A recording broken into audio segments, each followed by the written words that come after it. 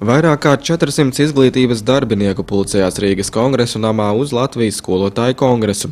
Kongress tiek rīkots ar mērķi aktivizēt un apvienot pedagogus, lai audzināšanas process Latvijā tiktu orientēts uz sabiedrības pašapziņu un pašizpausmi. Tādēļ arī kongresa nosaukums izvēlēts Izglītība un audzināšana Latvijas sabiedrībai. Starp varu un valsti ir savstarpēji plaisa. Nevelti mēs esam prasījuši jau vairāk kārtīgi arī Saeimas atļaušanos. Taču par visu labāk runā šodienas izglītības sfēras darboņu darbība, vai precīzāk būtu teikt, bezdarbība.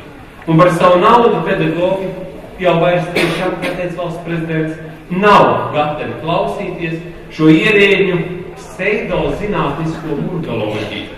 Kongresa atklāšanā valsts prezidents Valdis Zatlers vērsa klātesošo uzmanību uz to, ka skolotāji, skolojot bērnus, nosaka, kāda valsts būs pēc 20 gadiem. Izglītība ir vērtība, ko nevar izkalkulēt, un tai jānāk no sirdsdegsmes un pārliecības, uzsvēra Zatlers.